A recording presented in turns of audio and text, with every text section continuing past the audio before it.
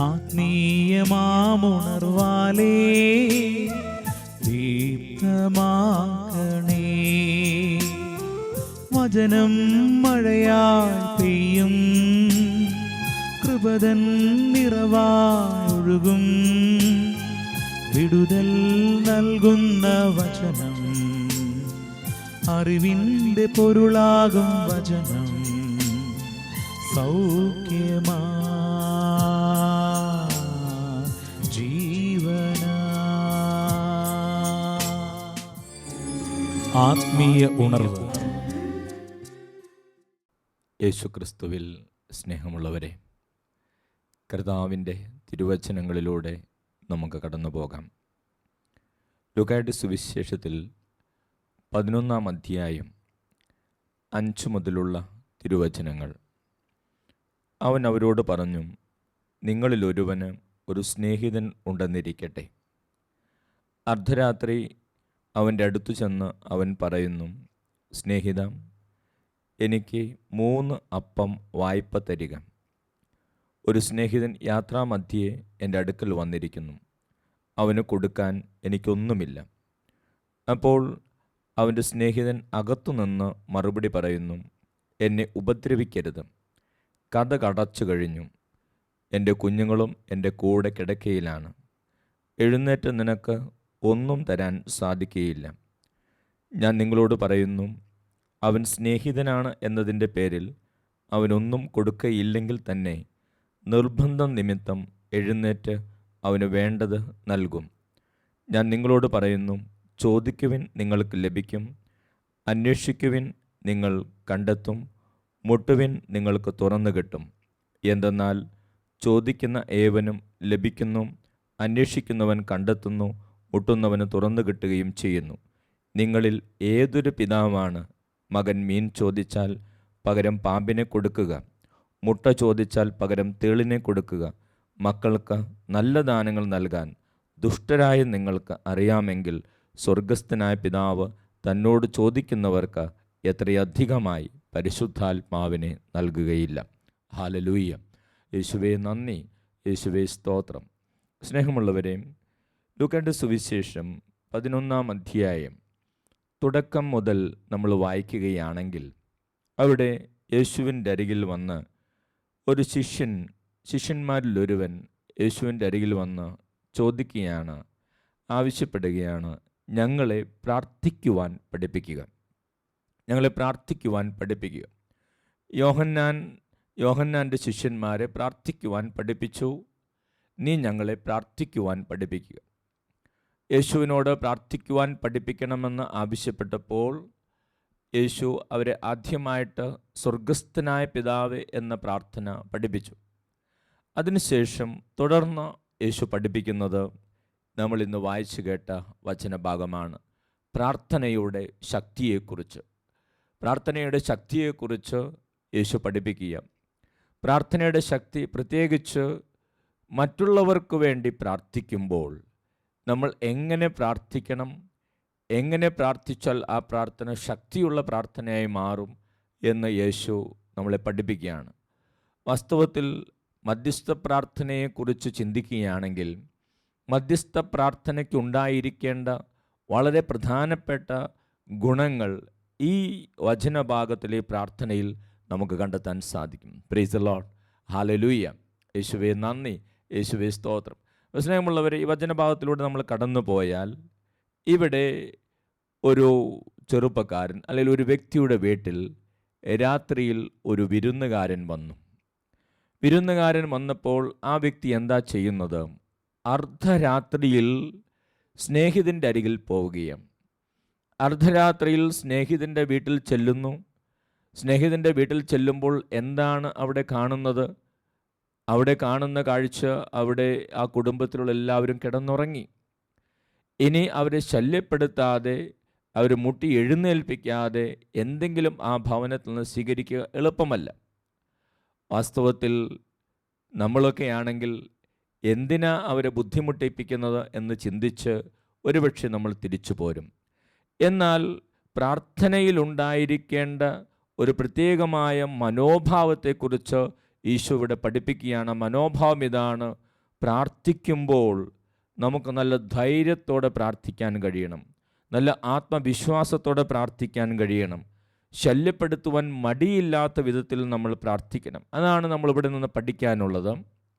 ആ മനുഷ്യന് വേണമെങ്കിൽ ഇങ്ങനെ ചിന്തിക്കാം: ഈ അർദ്ധരാത്രിയിൽ ഞാൻ അയാളെ ശല്യപ്പെടുത്തണമോ, ശല്യപ്പെടുത്തിയാൽ അത് ശരിയാണോ എന്നൊക്കെ വേണമെങ്കിൽ ചിന്തിക്കാം. പക്ഷേ അയാൾ അങ്ങനെയൊന്നും ചിന്തിക്കുന്നില്ല. അയാൾ ധൈര്യത്തോടുകൂടെ സ്നേഹിതൻ്റെ വീട്ടിലേക്ക് പോവുകയാണ്. സ്നേഹിതൻ്റെ വീട്ടിൽ ചെന്ന് മുട്ടുകയാണ്. മുട്ടിയിട്ട് ആ സ്നേഹിതനോട് പറയുകയാണ്: എൻ്റെ വീട്ടിൽ ഒരു വിരുന്നുകാരൻ വന്നിട്ടുണ്ട്, എനിക്ക് 3 അപ്പം നീ തരണം. സ്നേഹമുള്ളവരെ, എന്ത് മറുപടിയാണ് കിട്ടുന്നത്? കിട്ടുന്ന മറുപടി എങ്ങനെയാണ്? നീ എന്നെ ശല്യപ്പെടുത്തരുത്, ഞാൻ എൻ്റെ മക്കളോടൊപ്പം കിടക്കയിലാണ്, ഞങ്ങൾ ഉറങ്ങിക്കഴിഞ്ഞു, നീ ദയവ് ചെയ്ത് തിരിച്ചു പോകണം. അതാണ് സ്നേഹിതൻ നൽകുന്ന മറുപടി. സ്നേഹമുള്ളവർ, ഇവിടെയാണ് പ്രാർത്ഥനയിൽ ഒരു വ്യക്തിക്കുണ്ടായിരിക്കേണ്ട മനോഭാവത്തെക്കുറിച്ച് യേശു പഠിപ്പിക്കുന്നത്. പ്രാർത്ഥനയിൽ ഒരു വ്യക്തിക്കുണ്ടായിരിക്കേണ്ട മനോഭാവം എന്ന് പറയുന്നത് ധൈര്യം, അതോടൊപ്പം നിരന്തരമായി ചോദിക്കാനുള്ള ആവേശം, നിരന്തരമായി ചോദിക്കുന്നതിനുള്ള ഒരു ശക്തി, ആത്മവിശ്വാസം, അത് ആവശ്യമാണ്. ഒരുപക്ഷെ ഈ വ്യക്തിയുടെ സ്ഥാനത്ത് മറ്റു പലരും ആയിരുന്നെങ്കിൽ, ഇങ്ങനെ മടി പറഞ്ഞപ്പോൾ, എന്നെ ശല്യപ്പെടുത്തരുതെന്ന് പറഞ്ഞപ്പോൾ വേണമെങ്കിൽ അവിടെ നിന്ന് ഇറങ്ങിപ്പോകാമായിരുന്നു, അല്ലെങ്കിൽ ഇറങ്ങിപ്പോകുമായിരുന്നു. എന്നാൽ ഈ മനുഷ്യനെ യേശു നമുക്കൊരു മാതൃകയായി നൽകുകയാണ് പ്രാർത്ഥനയുടെ കാര്യത്തിൽ. ഈ മനുഷ്യൻ്റെ പ്രാർത്ഥനയെ, മധ്യസ്ഥ പ്രാർത്ഥനയുടെ കാര്യത്തിൽ യേശു നമുക്ക് വേണ്ടി ഒരു മാതൃകയായി നൽകുകയാണ്. നമ്മൾ പ്രാർത്ഥിക്കുമ്പോൾ ധൈര്യത്തോടെ പ്രാർത്ഥിക്കണം, നിരന്തരം പ്രാർത്ഥിക്കണം. അപ്പോഴാണ് നമ്മുടെ പ്രാർത്ഥനകൾക്ക് ഉത്തരം ലഭിക്കുക. Price the Lord, hallelujah. പലപ്പോഴും ദൈവസന്നിധിയിൽ നമ്മൾ പ്രാർത്ഥിക്കാൻ കടന്നു ചെല്ലുമ്പോൾ പലരും ദൈവത്തിൻ്റെ അരികിൽ പ്രാർത്ഥിക്കാൻ കടന്നു ചെല്ലുന്നത് എന്തെങ്കിലും കിട്ടാൻ ചെല്ലുന്ന യാചകരെ പോലെയാണ്. വാസ്തവത്തിൽ ദൈവത്തിൻ്റെ അരികിൽ പ്രാർത്ഥിക്കാൻ ചെല്ലേണ്ടത് യാചകരെ പോലെയല്ല, എന്തെങ്കിലും കിട്ടാൻ ചെല്ലുന്ന യാചകരെ പോലെയല്ല നമ്മൾ ചെല്ലേണ്ടത്. ദൈവത്തിൻ്റെ അരികിൽ നമ്മൾ ചെല്ലേണ്ടത് മക്കളെ പോലെയാണ്. ഞാൻ എൻ്റെ പിതാവിൻ്റെ അരികിലേക്ക് ചെല്ലുന്നു, ഞാൻ എൻ്റെ അപ്പൻ്റെ അരികിലേക്ക് ചെല്ലുന്നു. അതെ, അപ്പൻ്റെ അരികിലേക്ക് ചെല്ലുന്നൊരു മകളെ പോലെ, അപ്പൻ്റെ അരികിലേക്ക് ചെല്ലുന്നൊരു മകനെ പോലെയാണ് കയറി ചെല്ലേണ്ടത്. അവിടെ ആത്മവിശ്വാസത്തോടെ, അവിടെ ധൈര്യത്തോടെ, ഒരു മകൻ്റെ ധൈര്യത്തോടെ, ഒരു മകളുടെ ധൈര്യത്തോടെ എൻ്റെ അവകാശമാണെന്ന ചിന്തയോടുകൂടെ കടന്നു ചെല്ലണം. അതാണ് ദൈവം നമ്മളിൽ നിന്ന് ആഗ്രഹിക്കുന്നത്. സ്നേഹമുള്ളവരെ, ദൈവത്തിൻ്റെ അരികിലേക്ക് കടന്നു ചെന്ന് തീഷ്ണതയോടെ നമ്മൾ പ്രാർത്ഥിക്കേണ്ടതിനെക്കുറിച്ച് ദൈവം നമുക്ക് പറഞ്ഞു തരികയാണ്. മോശയെക്കുറിച്ച് നമ്മൾ വായിക്കും. പുറപ്പാടിൻ്റെ പുസ്തകത്തിൽ നമ്മളിങ്ങനെ വായിക്കും. പുറപ്പാടിൻ്റെ പുസ്തകം 30-ാം അധ്യായത്തിൽ മോശയുടെ ധൈര്യവും മോശയുടെ ചില വാക്കുകളും നമ്മൾ അവിടെ കാണും. സ്നേഹമുള്ളവരെ, എത്ര ധൈര്യത്തോടുകൂടെയാണ് മോശ അവിടെ പ്രാർത്ഥിക്കുന്നത്. അവിടെ പുറപ്പാടിൻ്റെ പുസ്തകത്തിൽ നമ്മൾ വായിക്കുന്നത് എങ്ങനെയാണ്? പുറപ്പാടിൻ്റെ പുസ്തകം 32-ാം അധ്യായത്തിൻ്റെ 32-ാം തിരുവചനം. പുറപ്പാടിൻ്റെ പുസ്തകം 32-ാം അധ്യായത്തിൽ 32-ാം തിരുവചനത്തിൽ പറയുകയാണ്: അവിടുന്ന് കനിഞ്ഞ് അവരുടെ പാപം ക്ഷമിക്കണം, അവിടുന്ന് കനിഞ്ഞ് അവരുടെ പാപം ക്ഷമിക്കണം, അല്ലെങ്കിൽ അവിടുന്ന് എഴുതിയിട്ടുള്ള പുസ്തകത്തിൽ നിന്ന് എൻ്റെ പേര് മായ്ച്ചു കളഞ്ഞാലും. അങ്ങനെയാണ് മോശ പ്രാർത്ഥിക്കുക, ദൈവത്തോട് ഇസ്രായേൽ ജനം പാപം ചെയ്തു, തെറ്റ് ചെയ്തു. ദൈവത്തിൻ്റെ അരികിലേക്ക് കടന്നു ചെന്ന് ഇസ്രായേൽ ജനത്തിനു വേണ്ടി മോശ പ്രാർത്ഥിക്കുമ്പോൾ ദൈവത്തോട് പറയുകയാണ്. ദൈവത്തോട് പറയുന്നത് എങ്ങനെയാണ്? ദൈവമേ, നീ അവരോട് ക്ഷമിക്കണം, അവർ ചെയ്തത് വലിയ തെറ്റാണ്, അവർ ചെയ്തത് വലിയ തെറ്റാണ് അവർ ചെയ്തത്. പക്ഷേ ദൈവമേ, നീ അവരോട് ക്ഷമിക്കണം, ദൈവമേ നീ അവരോട് ക്ഷമിക്കണം, നീ അവരോട് ക്ഷമിക്കാതിരിക്കരുത്. നീ അവരോട് ക്ഷമിക്കാതിരുന്നാൽ നിന്റെ പുസ്തകത്തിൽ നിന്ന് എൻ്റെ പേരെടുത്ത് മാറ്റിക്കൊള്ളുക. എനിക്ക് എന്താണ് മോശ പറഞ്ഞതിൻ്റെ അർത്ഥം? മോശ പറഞ്ഞതിൻ്റെ അർത്ഥം ഇതാണ്: എൻ്റെ ജനം രക്ഷപ്പെടാതെ, ദൈവത്തിൻ്റെ ജനം രക്ഷപ്പെടാതെ എനിക്കൊരു രക്ഷ വേണ്ട എന്നാണ് വാസ്തവത്തിൽ മോശ പറയുന്നത്. സ്നേഹമുള്ളവരെ, എത്ര ധൈര്യത്തോടു കൂടിയുള്ള പ്രാർത്ഥന, എത്ര ധൈര്യത്തോടു കൂടിയുള്ള പ്രാർത്ഥന. അങ്ങനെയാണ് നമ്മൾ മറ്റുള്ളവർക്ക് വേണ്ടി പ്രാർത്ഥിക്കേണ്ടത്. യോഹന്നാൻ്റെ സുവിശേഷത്തിൽ 14-ാം അധ്യായത്തിൽ 14-ാം തിരുവചനത്തിൽ നമ്മളിങ്ങനെ വായിക്കും: എൻ്റെ നാമത്തിൽ നിങ്ങൾ എന്നോട് എന്തെങ്കിലും ചോദിച്ചാൽ ഞാനത് ചെയ്തു തരും. എൻ്റെ നാമത്തിൽ നിങ്ങൾ എന്നോട് എന്തെങ്കിലും ചോദിച്ചാൽ ഞാനത് ചെയ്തു തരും. യോഹന്നാൻ 14:14. സ്നേഹമുള്ളവരെ, ഇതിൻ്റെ ഗ്രീക്ക് ടെക്സ്റ്റിലേക്ക് പോയാൽ, ഇതിൻ്റെ ഗ്രീക്ക് ഭാഗത്തേക്ക് പോയാൽ അവിടെ ആസ്ക്, എൻ്റെ നാമത്തിൽ ചോദിക്കുക, ആസ്ക് എന്ന് ഉള്ള ആ പദം, ആ വാക്കിനെ, അതിനെ ഗ്രീക്കിൽ നമ്മൾ മനസ്സിലാക്കുമ്പോൾ അവിടെ ഡിമാൻഡ് എന്നുപയോഗിക്കാൻ സാധിക്കും. അവിടെ ഡിമാൻഡ് എന്നൊരർത്ഥം കൂടെയുണ്ട്. അതായത് എൻ്റെ നാമത്തിൽ നിങ്ങൾ എന്തെങ്കിലും എന്നോട് ആവശ്യപ്പെട്ടാൽ ഞാൻ നിങ്ങൾക്കത് ചെയ്തു തരും. എൻ്റെ നാമത്തിൽ നിങ്ങൾ എന്തെങ്കിലും എന്നോട് ആവശ്യപ്പെട്ടാൽ, ചോദിക്കുന്നതിനേക്കാൾ ഉപരി എൻ്റെ നാമത്തിൽ നിങ്ങൾ എന്തെങ്കിലും ഒരു കാര്യം നിങ്ങൾ എന്നോട് ആവശ്യപ്പെട്ടാൽ ഞാൻ നിങ്ങൾക്കത് ചെയ്തു തരും. യേശുവിൻ്റെ വാഗ്ദാനമാണത്. അപ്പോൾ ധൈര്യത്തോടെ പ്രാർത്ഥിക്കുവാൻ, നിരന്തരം പ്രാർത്ഥിക്കുവാൻ കർത്താവ് നമ്മളെ ഈ വചനത്തിലൂടെ കടന്നു പോകുമ്പോൾ കർത്താവ് നമ്മളെ പ്രത്യേകമായിട്ട് പഠിപ്പിക്കുകയാണ്. സ്നേഹമുള്ളവരെ, അതുതന്നെയാണ് നമ്മൾ മറിയത്തിൻ്റെ ജീവിതത്തിലും കാണുന്നത്. യോഹന്നാൻ്റെ സുവിശേഷം 2-ാം അധ്യായത്തിൽ കാനായിലെ വിവാഹ വിരുന്നിൽ നടക്കുന്ന അത്ഭുതത്തെക്കുറിച്ച് അവിടെ നമ്മൾ വായിക്കുമ്പോൾ എന്താണ് നമ്മൾ അവിടെ കാണുന്നത്? മറിയം എങ്ങനെയാണ് യേശുവിനോട് അത് പറയുന്നത്? മറിയം യേശുവിനോട് പറഞ്ഞത് എങ്ങനെയാണ്? അവർക്ക് വീഞ്ഞില്ല. ആ അമ്മ മകനോട് പറഞ്ഞതാണ്, അവർക്ക് വീഞ്ഞില്ല, നീ എന്തെങ്കിലും ചെയ്തേ പറ്റൂ, അവർക്ക് വീഞ്ഞില്ല. അപ്പോൾ സ്നേഹമുള്ളവരെ, യേശുവിനോട് ആ അമ്മ യാചിക്കുന്നതിനേക്കാൾ ഉപരി ആ അമ്മ യേശുവിനോട്, മോനോട് ആവശ്യപ്പെടുകയാണ്, അവർക്ക് വീഞ്ഞില്ല, നീ എന്തെങ്കിലും ചെയ്തേ പറ്റൂ. സ്നേഹമുള്ളവർ, അതിനുശേഷം പരിശുദ്ധമ്മ എന്താ പറയുന്നത്? പരിശുദ്ധമ്മ അവിടെ കണ്ടവരോട് പറഞ്ഞ കാര്യം ഇതാണ്, അവൻ എന്താ പറയുന്നത് അതനുസരിച്ച് നിങ്ങൾ ചെയ്യുക. പ്രൈസ് ദി ലോർഡ്, ഹല്ലേലൂയ. യേശുവേ നന്ദി, യേശുവേ സ്തോത്രം. അപ്പോൾ സ്നേഹമുള്ളവരെ, അതാണ് പ്രാർത്ഥനയ്ക്ക് വേണ്ട മനോഭാവം. അതാണ് യേശു നമ്മളെ പഠിപ്പിക്കുന്നത്. നമ്മൾ ദൈവത്തിൻ്റെ അരികിൽ പ്രാർത്ഥിക്കാൻ കടന്നു ചെല്ലേണ്ടത് മക്കളെപ്പോലെയാണ്, ഒരു മകനെ പോലെയാണ്, യേശുവിൻ്റെ മകനെ പോലെ, യേശുവിൻ്റെ മകളെ പോലെയാണ് നമ്മൾ ചെല്ലേണ്ടത്. അതല്ലാതെ നമ്മൾ എപ്പോഴും അയോഗ്യരാണെന്നുള്ള ചിന്തയോടുകൂടെ യാചകരെ പോലെയല്ല നമ്മൾ ചെല്ലേണ്ടത്. പ്രത്യേകിച്ച് മറ്റുള്ളവർക്ക് വേണ്ടി പ്രാർത്ഥിക്കുമ്പോൾ നമ്മൾ പ്രാർത്ഥിക്കുമ്പോൾ കർത്താവ് തിരുവചനത്തിലൂടെ നമ്മോട് പറയുകയാണ്, ധൈര്യത്തോടെ ചോദിക്കണമെന്ന് കർത്താവ് നമ്മളെ ഓർമ്മിപ്പിക്കുകയാണ്. അടുത്തതായിട്ട് മധ്യസ്ഥ പ്രാർത്ഥന നടത്തുമ്പോൾ, മറ്റുള്ളവർക്ക് വേണ്ടി പ്രാർത്ഥിക്കുമ്പോൾ നമ്മൾ ശ്രദ്ധിക്കേണ്ട മറ്റൊരു മനോഭാവത്തെക്കുറിച്ച് ഈശോ ഇവിടെ പറഞ്ഞു തരികയാണ്. മറ്റൊരു മനോഭാവം ഇതാണ്. ഈ വചനഭാഗത്തിൽ നിന്നും, ലൂക്കായുടെ സുവിശേഷ ഭാഗം 11-ാം അധ്യായത്തിൽ നിന്നും നമുക്ക് പഠിക്കാനുള്ള മറ്റൊരു കാര്യം ഇതാണ്. നമ്മൾ പ്രാർത്ഥിക്കുമ്പോൾ കൃത്യമായും വ്യക്തമായും പ്രാർത്ഥിക്കണം. ഈ മനുഷ്യൻ, ആ മനുഷ്യനിലേക്ക് തന്നെ നമ്മൾ കടന്നു ചെന്നാൽ, ആ മനുഷ്യൻ സുഹൃത്തിൻ്റെ ഭവനത്തിൻ്റെ അരികിൽ വന്നിട്ട് എന്താണ് ആവശ്യപ്പെടുന്നത്? ആ മനുഷ്യൻ ആവശ്യപ്പെടുന്നത്, എൻ്റെ ഭവനത്തിൽ ഒരു സുഹൃത്ത് വന്നു, കുറച്ച് ഭക്ഷണം എനിക്ക് നീ തരിക എന്നല്ല അയാൾ ആവശ്യപ്പെടുന്നത്. എനിക്ക് കുറച്ച് ഭക്ഷണം വേണം, എൻ്റെ സുഹൃത്തിന് കൊടുക്കാൻ എന്തെങ്കിലും വേണം എന്നല്ല അയാൾ ആവശ്യപ്പെടുന്നത്. അയാൾ കൃത്യമായിട്ടാണ് ആവശ്യപ്പെടുന്നത്. അയാൾ ആവശ്യപ്പെടുന്നതാണ്, എനിക്ക് നീ 3 അപ്പം തരണം, അങ്ങനെയാണ് അയാൾ ആവശ്യപ്പെടുന്നത്. എന്തെങ്കിലും ഭക്ഷണം, കുറച്ച് ഭക്ഷണം എന്നൊന്നുമല്ല അയാൾ പറയുന്നത്. എനിക്ക് നീ 3 അപ്പം തരണം. അയാളുടെ ആവശ്യത്തിന് കൃത്യതയുണ്ടായിരുന്നു. അയാൾ വളരെ കൃത്യമായിട്ടാണ്, വ്യക്തമായിട്ടാണ് തൻ്റെ ആവശ്യം പറഞ്ഞത്. അപ്പോൾ സ്നേഹമുള്ളവരെ, പ്രാർത്ഥിക്കുമ്പോൾ നമുക്കുണ്ടായിരിക്കേണ്ട മനോഭാവം, പ്രത്യേകിച്ച് മറ്റുള്ളവർക്ക് വേണ്ടി പ്രാർത്ഥിക്കുമ്പോൾ നമുക്കുണ്ടായിരിക്കേണ്ട മനോഭാവത്തെക്കുറിച്ചാണ് ഈശോ പഠിപ്പിക്കുന്നത്. അവിടെ കൃത്യതയുണ്ടാകണം, വ്യക്തതയുണ്ടാകണം.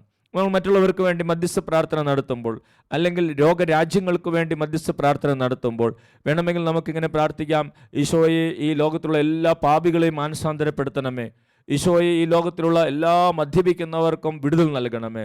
ഈശോയെ, ഈ ലോകത്തിലുള്ള എല്ലാ കൊലപാതകൾക്കും മാനസാന്തരം വേണമെങ്കിൽ അങ്ങനെ നമുക്ക് പ്രാർത്ഥിക്കാം.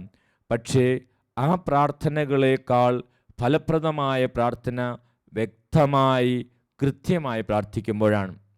ഏതാനും വർഷങ്ങൾ ബഹുമാനപ്പെട്ട മാത്യു നാക്യമർലോച്ചനോടൊപ്പം, പ്രത്യേകിച്ച് പോട്ട ഡിവൈൻ മിനിസ്ട്രിയിൽ 10-12 വർഷങ്ങളായിരുന്നപ്പോൾ ബഹുമാനപ്പെട്ട മാത്യു നാക്യമർലോച്ചനോടൊപ്പം പലപ്പോഴും സമയം ചെലവഴിക്കാൻ സാധിച്ചിട്ടുണ്ട്. സ്നേഹമുള്ളവരെ, അച്ഛൻ മധ്യസ്ഥ പ്രാർത്ഥന നടത്തുമ്പോൾ ശ്രദ്ധിച്ചിട്ടുള്ള ഒരു വലിയ സത്യം ഇതാണ്. അച്ഛൻ ഏതെങ്കിലും രാജ്യങ്ങൾക്ക് വേണ്ടി പ്രാർത്ഥിക്കുമ്പോൾ കൃത്യമായ രാജ്യത്തിൻ്റെ പേര് പറഞ്ഞ് പ്രാർത്ഥിക്കുകയാണ്. ദൈവത്തോട് രക്ഷയ്ക്ക് വേണ്ടി പ്രാർത്ഥിക്കുന്നു. അല്ലെങ്കിൽ ചൈനയ്ക്ക് വേണ്ടി പ്രാർത്ഥിക്കുന്നു, അമേരിക്കയ്ക്ക് വേണ്ടി പ്രാർത്ഥിക്കുന്നു. അങ്ങനെ ഓരോ രാജ്യത്തിൻ്റെയും പേര് പറഞ്ഞ് പ്രാർത്ഥിക്കുകയാണ്. അതോടൊപ്പം ഏതെങ്കിലും സുഹൃത്തുക്കൾക്ക് വേണ്ടി പ്രാർത്ഥിക്കുമ്പോൾ ആ കുടുംബത്തിൻ്റെ പേര് പറഞ്ഞ് പ്രാർത്ഥിക്കുകയാണ്, ആ മക്കൾക്ക് വേണ്ടി പ്രാർത്ഥിക്കുകയാണ്. മധ്യസ്ഥ പ്രാർത്ഥന ഏറ്റവും ശക്തിയുള്ളതായി തീരുന്നത് അവിടെ കൃത്യതയും വ്യക്തതയും ഉണ്ടാകുമ്പോഴാണ്. കൃത്യം ആവശ്യങ്ങൾ പറഞ്ഞ് പ്രാർത്ഥിക്കുമ്പോൾ ആ പ്രാർത്ഥന കൂടുതൽ ശക്തിയുള്ള പ്രാർത്ഥനയായി മാറും. അത് രണ്ടാമതായിട്ട് ഈ വചനഭാഗത്തിലൂടെ കടന്നു പോകുമ്പോൾ നമുക്ക് പഠിക്കാനുള്ള കാര്യം അതാണ്. പ്രൈസ് ദി ലോർഡ്, ഹല്ലേലൂയ. യേശുവേ നന്ദി, യേശുവേ സ്തോത്രം, ഹല്ലേലൂയ, ഹല്ലേലൂയ. മൂന്നാമത്തെ മധ്യസ്ഥ പ്രാർത്ഥനയ്ക്ക് നമ്മൾ ചെല്ലുമ്പോൾ നമുക്കുണ്ടായിരിക്കേണ്ട ഒരവസ്ഥ, നമ്മൾ വളരെ നമ്മുടെ അവസ്ഥ വെളിപ്പെടുത്തി നമ്മൾ പ്രാർത്ഥിക്കണം.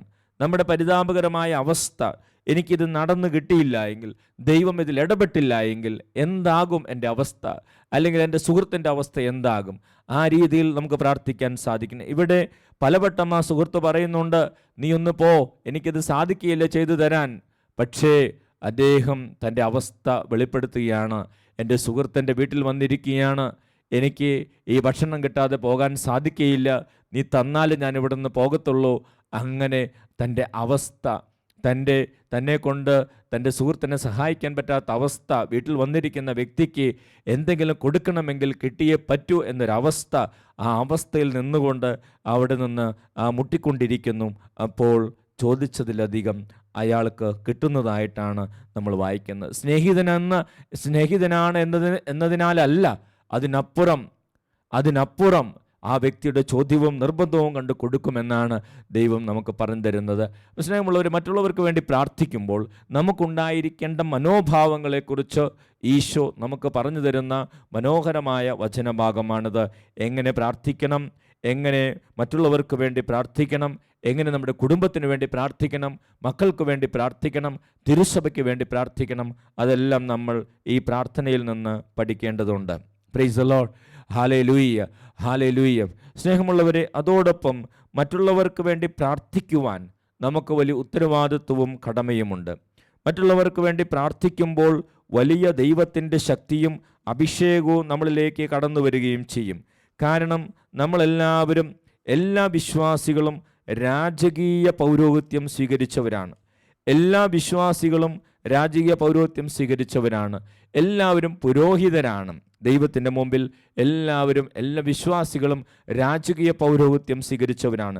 വെളിപാടിൻ്റെ പുസ്തകത്തിൽ 1-ാം അധ്യായം 6-ാം തിരുവചനം, വെളിപാടിൻ്റെ പുസ്തകം 1-ാം അധ്യായം 6-ാം തിരുവചനം, നമ്മെ സ്നേഹിക്കുകയും സ്വന്തം രക്തത്താൽ നമ്മളെ പാപത്തിൽ നിന്ന് മോചിപ്പിക്കുകയും സ്വപിതാവായ ദൈവത്തിൻ്റെ രാജ്യവും പുരോഹിതരുമാക്കുകയും ചെയ്തവന് മഹത്വവും പ്രതാപവും എന്നേക്കുമുണ്ടായിരിക്കട്ടെ. വെളിപാടിൻ്റെ പുസ്തകം 1:6 പറയുകയാണ്, നമ്മെ സ്നേഹിക്കുകയും സ്വന്തം രക്തത്താൽ നമ്മെ പാപത്തിൽ നിന്ന് മോചിപ്പിക്കുകയും സ്വപിതാവായ ദൈവത്തിൻ്റെ രാജ്യവും പുരോഹിതരുമാക്കുകയും ചെയ്തവന് മഹത്വവും പ്രതാപവും എന്നേക്കുമുണ്ടായിരിക്കട്ടെ. പ്രൈസ് ദി ലോർഡ്, ഹല്ലേലൂയ. യേശുവേ നന്ദി, യേശുവേ സ്തോത്രം, ഹല്ലേലൂയ. അപ്പോൾ എങ്ങനെ പ്രാർത്ഥിക്കണം? നമ്മൾ എല്ലാവരും പുരോഹിതനാണ്. എല്ലാവരും പൗരോഹിത്യം സ്വീകരിച്ചവർ മാത്രമല്ല, എല്ലാ വിശ്വാസികൾക്കും രാജകീയ പൗരോഹിത്യമുണ്ട്. പത്രോസിൻ്റെ 1-ാം ലേഖനം 2-ാം അധ്യായം 9-ാം തിരുവചനത്തിൽ നമ്മളിങ്ങനെ വായിക്കും, നിങ്ങൾ രാജകീയ പുരോഹിത ഗണമാണ്. നിങ്ങൾ രാജകീയ പുരോഹിത ഗണമാണ്. സ്നേഹമുള്ളവരെ, എന്താണ് പൗരോഹിത്യം? എന്താണ് രാജകീയമായ പൗരോഹിത്യം? ഓരോ വിശ്വാസിക്കും രാജകീയ പൗരോഹിത്യത്തിൽ ഓരോ വിശ്വാസിയും പങ്കാളികളാണ്. സ്നേഹമുള്ളവരെ, പുരോഹിതൻ ആരാണ്? പുരോഹിതൻ എന്ന ലാറ്റിൻ വാക്കിന്, പുരോഹിതൻ എന്ന ആ വാക്കിൻ്റെ ലാറ്റിൻ വാക്ക് എടുത്താൽ അതിന് ബ്രിഡ്ജ് എന്നർത്ഥമുണ്ട്, പാലം. മനോഹരമായ അർത്ഥമാണ്, പാലം എന്നർത്ഥമുണ്ട്. എന്താണ് ആ പാലം അല്ലെങ്കിൽ പുരോഹിതൻ എന്ന ലാറ്റിൻ വാക്കിൻ്റെ നൽകുന്ന സൂചന എന്താണ്? അതേ, വിശ്വാസികൾ അല്ലെങ്കിൽ പുരോഹിതർ പാലമാണ്. ദൈവത്തിൻ്റെയും ആവശ്യക്കാരുടെയും ഇടയിലുള്ള പാലം, ആവശ്യക്കാർക്കും ദൈവത്തിനും ഇടയിലുള്ള പാലം, ദൈവത്തിൻ്റെയും പലവിധത്തിലുള്ള ആവശ്യങ്ങളുള്ള മനുഷ്യരുടെയും ഇടയിലുള്ള പാലം. Price the Lord, hallelujah, hallelujah. സ്നേഹമുള്ളവരെ, നമ്മൾ പുരോഹിതർ എന്ന് പറയുമ്പോൾ പാലമാകേണ്ടവരാണ്, ബ്രിഡ്ജാകേണ്ടവരാണ്. ദൈവത്തിൻ്റെയും പലവിധത്തിലുള്ള ആവശ്യങ്ങളുള്ള മനുഷ്യരുടെയും ഇടയിൽ നിൽക്കേണ്ടവരാണ് നമ്മൾ. ഒരിക്കൽ ഞങ്ങൾ വിദേശത്ത് ഒരു ശുശ്രൂഷയ്ക്ക് പോയപ്പോൾ അവിടുത്തെ ഒരു ഭരണാധികാരിയെ കാണുവാൻ പരിശ്രമിച്ചു. പക്ഷേ ഞങ്ങൾക്ക് അനുവാദം ലഭിച്ചില്ല. എന്നാൽ കുറച്ചുകൂടെ ഞങ്ങൾ അന്വേഷിച്ചപ്പോൾ ആ നാട്ടിലുള്ള ഒരു വ്യക്തിക്ക് ആ ഭരണാധികാരിയുമായിട്ട് നല്ല അടുപ്പമുണ്ട് എന്ന് മനസ്സിലായി. സ്നേഹമുള്ളവരെ, ആ വ്യക്തിയെ ഞങ്ങൾ സമീപിച്ചു. ആ വ്യക്തി അതിന് കാര്യങ്ങൾ ക്രമീകരിച്ചു തന്നു. പിന്നീട് ആ വ്യക്തി ഞങ്ങളെ ആ ഭരണാധികാരിയുടെ അരികിലേക്ക് കൊണ്ടുചെന്നു. അപ്പോൾ അവിടെ ചെന്നപ്പോൾ ആ വ്യക്തിയോടൊപ്പം ഞങ്ങൾ ചെന്നപ്പോൾ എളുപ്പത്തിൽ അവിടെ കയറാൻ സാധിച്ചു. ആ ഭരണാധികാരിയോട് സംസാരിക്കാൻ സാധിച്ചു. അദ്ദേഹത്തെ കാണാൻ സാധിച്ചു. ഇതിനെല്ലാം ഇടവരുത്തിയത് ഞങ്ങൾക്കിടയിൽ ആ വ്യക്തി ഒരു പാലമായി നിന്നതുകൊണ്ടാണ്. ഞങ്ങൾക്കിടയിൽ ആ വ്യക്തി ഒരു പാലമായി നിന്നതുകൊണ്ടാണ് ഞങ്ങളെ കൊണ്ട് ആ വ്യക്തി ആ ഭരണാധികാരിയുടെ മുമ്പിൽ എത്തിയപ്പോൾ ഞങ്ങൾക്ക് അവിടെ എളുപ്പത്തിൽ കാര്യങ്ങൾ നടത്താൻ സാധിച്ചു. Price the Lord. Hallelujah, hallelujah. അപ്പോൾ സ്നേഹമുള്ളവരെ, രാജകീയ പൗരോഹിത്യത്തിലൂടെ ലഭിക്കുന്ന അവകാശം എന്ന് പറയുന്നത് ദൈവത്തിൻ്റെ സന്നിധിയിലേക്ക് കടന്നു ചെല്ലാനുള്ള ഒരു വിശ്വാസിയുടെ സ്വാതന്ത്ര്യവും അവകാശവുമാണ്. ദൈവത്തിൻ്റെ സന്നിധിയിലേക്ക് കടന്നു ചെല്ലുവാനുള്ള ഒരു വിശ്വാസിയുടെ സ്വാതന്ത്ര്യവും അവകാശവുമാണ് രാജകീയ പൗരോഹിത്യത്തിലൂടെ ലഭിക്കുന്നത്. അത് നമ്മുടെ ജീവിതത്തിൽ നമ്മൾ നിറവേറ്റണമെന്ന് ദൈവം ആഗ്രഹിക്കുന്നു. അതാണ് നമ്മൾ രാജകീയ പൗരോഹിത്യത്തിലൂടെ നമുക്ക് ചെയ്യാനുള്ളത്. ദൈവത്തിൻ്റെയും മനുഷ്യരുടെയും ഇടയിൽ, ആവശ്യങ്ങളുള്ള മനുഷ്യരുടെ ഇടയിൽ പാലമായി തീരാൻ നമുക്ക് സാധിക്കേണ്ടതുണ്ട്. തിമോത്തിക്ക് എഴുതിയ 1-ാം ലേഖനത്തിൻ്റെ 2-ാം അധ്യായം 1 മുതൽ 4 വരെയുള്ള തിരുവചനങ്ങൾ. 1 തിമോത്തി 2-ാം അധ്യായം 1 മുതൽ 4 വരെയുള്ള തിരുവചനങ്ങൾ. എല്ലാവർക്കും വേണ്ടി അപേക്ഷകളും യാചനകളും മാധ്യസ്ഥ പ്രാർത്ഥനകളും അർപ്പിക്കണമെന്ന് ഞാൻ ആദ്യമേ ആഹ്വാനം ചെയ്യുന്നു.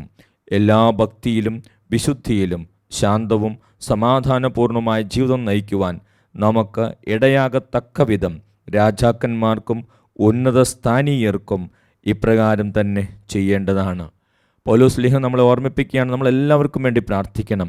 പ്രത്യേകിച്ച് ആ പ്രാർത്ഥനയിൽ പരിശുദ്ധാത്മാവ് പൗലോസിനെ കൊണ്ട് പറയുകയാണ്, സമാധാനപൂർണമായിട്ട് ഭക്തിയിലും വിശുദ്ധിയിലും നമ്മുടെ രാജ്യത്ത് നാട്ടിൽ നമുക്ക് ജീവിക്കുവാൻ നമ്മൾ എന്തു ചെയ്യണം? ഉന്നത സ്ഥാനീയർക്ക് വേണ്ടി പ്രാർത്ഥിക്കണം, രാജാക്കന്മാർക്ക് വേണ്ടി പ്രാർത്ഥിക്കണം, ഭരണാധികാരികൾക്ക് വേണ്ടി പ്രാർത്ഥിക്കണം എന്ന് ദൈവം നമ്മോട് ആവശ്യപ്പെടുകയാണ്. സ്നേഹമുള്ളവരെ, മധ്യസ്ഥ പ്രാർത്ഥന മറ്റുള്ളവർക്ക് വേണ്ടി നടത്തുവാൻ ദൈവം നമ്മളിൽ നിന്ന് അത് ആഗ്രഹിക്കുന്നു. സാമുവേൽ പ്രവാചകൻ്റെ പുസ്തകം 12-ാം അധ്യായത്തിൽ 23-ാം തിരുവചനം, നിങ്ങൾക്ക് വേണ്ടി തുടർന്ന് പ്രാർത്ഥിക്കാതെ കർത്താവിനെതിരെ പാപം ചെയ്യാൻ അവിടുന്ന് എനിക്ക് ഇടവരുത്താതിരിക്കട്ടെ. അതെ, മറ്റുള്ളവർക്ക് വേണ്ടി പ്രാർത്ഥിക്കാതിരുന്നാൽ അത് പാപമായി മാറുമെന്ന് വചനം പറയുകയാണ്. സ്നേഹമുള്ളവരെ, ഇന്നത്തെ ഈ വചന സുവിശേഷ ഭാഗത്തിലൂടെ പ്രാർത്ഥിക്കുന്നതിനുള്ള കൃപയ്ക്ക് വേണ്ടി നമുക്ക് പ്രാർത്ഥിക്കാം. മറ്റുള്ളവർക്ക് വേണ്ടി പ്രാർത്ഥിക്കാനും നമുക്ക് വേണ്ടി പ്രാർത്ഥിക്കാനും ലോകത്തിന് വേണ്ടി പ്രാർത്ഥിക്കുവാനും ഞങ്ങളെ പഠിപ്പിക്കണമേ എന്ന് പ്രത്യേകമായിട്ട് ഈശോയോട് നമുക്ക് പ്രാർത്ഥിക്കാം. ഈ വചനം കേട്ടുകൊണ്ടിരിക്കുന്ന എല്ലാവർക്കും പ്രാർത്ഥിക്കാനുള്ള ശക്തി, മധ്യസ്ഥം വഹിക്കാനുള്ള ശക്തി ലഭിക്കട്ടെ എന്ന് പ്രാർത്ഥിക്കുന്നു.